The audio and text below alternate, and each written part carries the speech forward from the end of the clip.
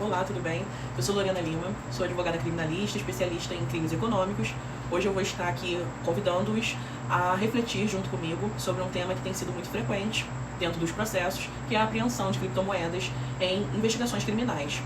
Especialmente após ter tido essa operação deflagrada recentemente pela Polícia Federal, a qual envolveu a apreensão de mais de 350 milhões de reais, incluindo criptoativos, ficou mais que evidente que o processo penal precisa se preparar com muito mais rigor técnico para lidar com essa nova realidade.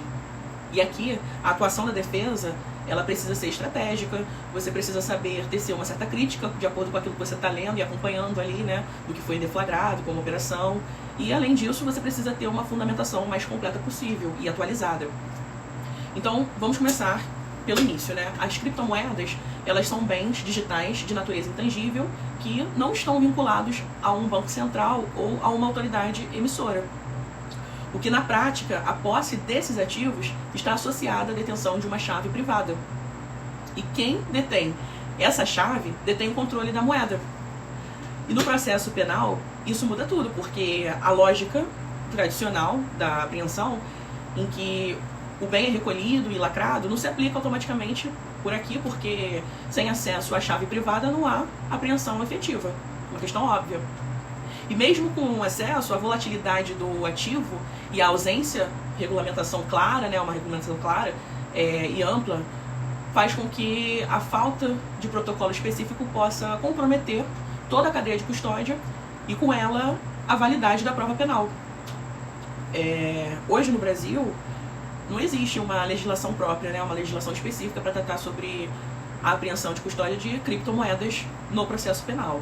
O que nós temos é uma certa analogia improvisada com os artigos do Código de Processo Penal, que vai ali desde o artigo 125, 134, entre outros, e também alguns dispositivos da Lei de Lavagem de Dinheiro, que acaba ajudando nesse processo de interpretação, né?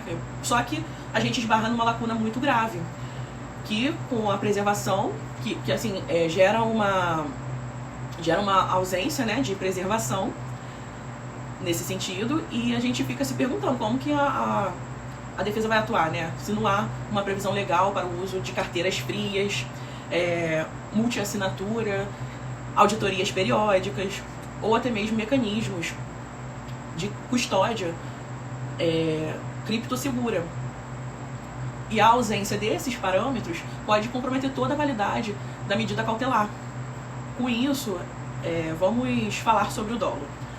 No crime de lavagem de dinheiro, não basta a posse de criptomoedas. A acusação ela precisa provar que o investigado tinha a intenção de ocultar ou dissimular a origem ilícita dos valores.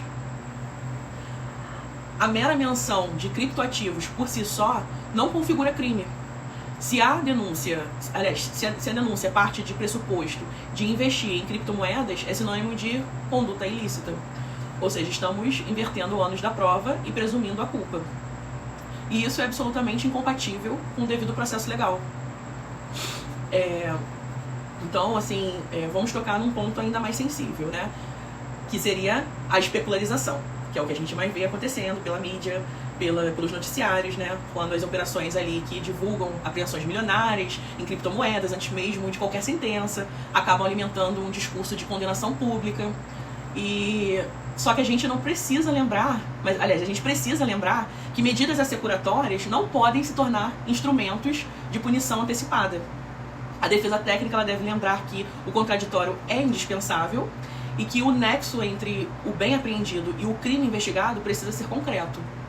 Porque sem isso, estamos apenas instrumentalizando, né, o processo penal, justamente para esses efeitos midiáticos que a gente vê aí acontecendo o tempo todo. E é assim, exatamente nesse cenário que a atuação da defesa técnica ela se torna ainda mais relevante.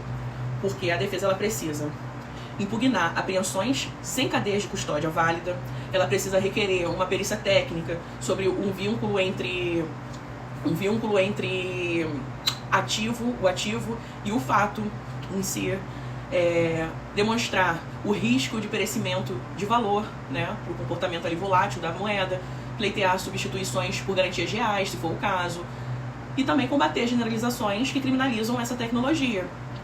Então a defesa não pode ser reativa, ela precisa ser estratégica e muito bem informada sobre todos os termos que estão constando ali dentro desse processo.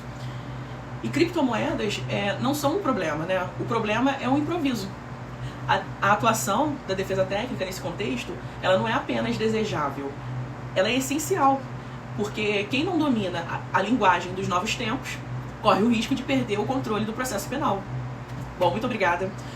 E assim, eu digo que se esse conteúdo fez algum sentido para você, me ajuda, compartilha, comenta, né, pra gente poder explorar mais desse tema que é tão atual. E até a próxima.